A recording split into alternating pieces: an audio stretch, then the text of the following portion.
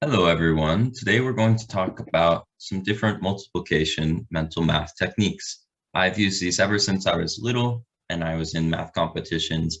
I remember back in second grade, we had this math competition where the only thing you were allowed to write were the answers to the problems. You couldn't have scratch paper and you couldn't write out anything. So it's all mental math. And those were a lot of fun. And we used some of these tricks that I'm about to teach you in my competitions back then. I hope they prove useful to you too. The first trick we're going to talk about today is squaring numbers that end in 5. So for example here, we're squaring 25. Now this might be easy to see if you know that 25 is 5 times 5.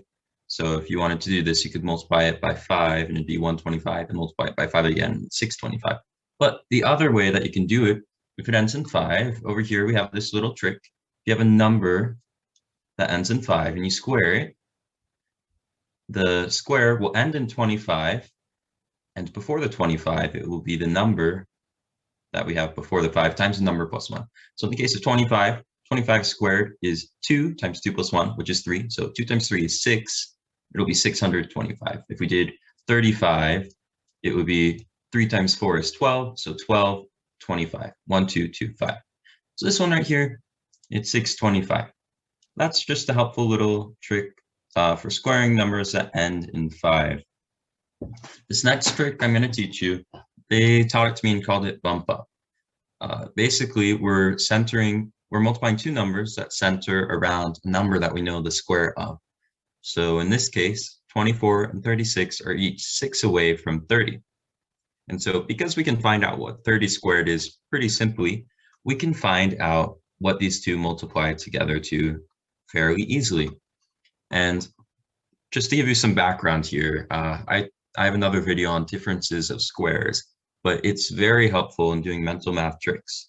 So if we know x minus y times x plus y, those multiplied together will get x squared minus y squared. In this case, since 24 is 30 minus 6, and 36 is 30 plus 6, we can actually just change this to be 30 squared minus 6 squared. And that's not so bad. That's a lot easier than having to write it out and multiply. And you can do this in your head. So 30 squared we know is 900 minus 36. And so if we subtract that, we get 864. And so that's our answer to that one. And we can do that for just about anything. I'm going to do another one right here that's very similar. So it's 6 apart, and it centers on 100. So essentially here, I'm going to simplify this. This is 100 squared minus 6 squared. This is using bump up. And so 100 squared is going to be, it'll have 4 zeros. So it'll be 10,000 minus 36. So we can see it's going to be 64 and 9964. All right, that's our answer to that one. Now on to a new trick. If we're squaring a number and it's close to a number that we know the square of, here it's going to be close to 100 squared. We have 103. We can do something similar, but it's the opposite. So if we rewrite this and we add y squared to both sides, we get x squared equals x minus y times x plus y squared. So I'm going to call 103x here, and our y is going to be 3. So if we want to find 103 squared, that's just going to be 100 minus 3 times 100 plus 3. So we have 100 here times 106. And so this is a lot simpler.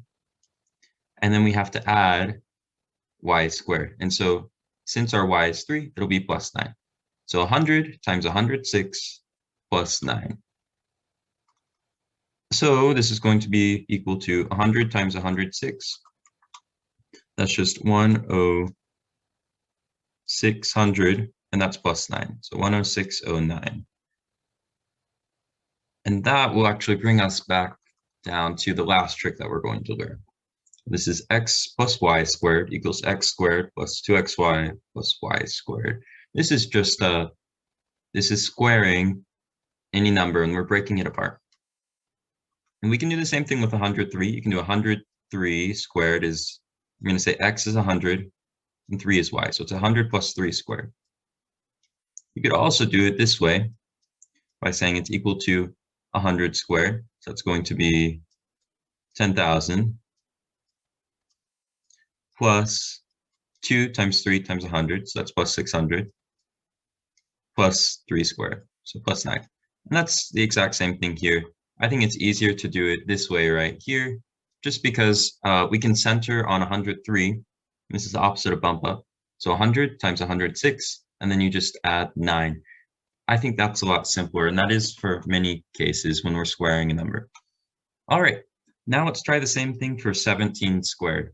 Now we can do this one right here. We can do it both ways.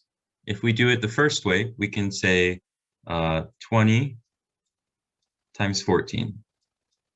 What I'm doing here is I'm saying 17 is our x, and we're squaring it. And we know 20 is a nice number to go to. So we can do 17 plus 3 times 17 minus 3, and then we'll just have to add 3 squared at the end, which is 9. So 20 times 14 is 280, so it's 289. That's not too bad. And then the other way we can do it is we can say 10 squared is 100 plus 7 squared, which is 49, plus 2 times 10 times 7. So that'll be plus 140. If you add those up, sure enough, it's 289. All right. And now for our last one using that method, it's 121 squared. Here, I'm going to look at it as 120 plus 1. I'm going to square this. So first I'm going to do 120 squared. We know 12 squared is 144. Add the 2 zeros. And then we'll add 2 times 120 times 1, which is just 240. And this isn't too hard to do in your head either. And then plus 1 squared, which is 1. So altogether, we get 1, 4, 6, 4, 1. And you also notice if you know if you know Pascal's triangle, you'll notice that 121 is on Pascal's triangle. It's 11 to the power of 2, and this is 11 to the power of 4, and that makes sense. And this is the 4th row on Pascal's triangle. All right, and this last one is 61 times 18. This is a lot simpler. What I'm going to do here for mental math is I'm going to divide this 18 by 2 and multiply the 61 by 2. That way, it's still even because we multiplied by 2 and divided by 2. But now we're only dealing with a 3-digit number times a 1-digit number, which is a lot easier in my mind than a 2-digit number by a 2-digit number. So we get 122 times 9. And if we set that up, it's a lot simpler than setting up 61 times 18. So you just get 9 times 2 is 18. 9 times 2 is 18, 19. You get 1098. All right. I hope some of these tricks were useful to you. I found them useful over the years, and just doing the little things that can speed up your math so much so that you can do it faster than someone with a calculator. You don't need paper. And these problems show up everywhere, and you can apply them pretty widespread. And it's fascinating how just off of using the algebraic equations that we learned, we can determine how to more easily multiply and square numbers that are concrete. Thank you for watching my video. I hope you enjoyed it, and good luck to you in your math.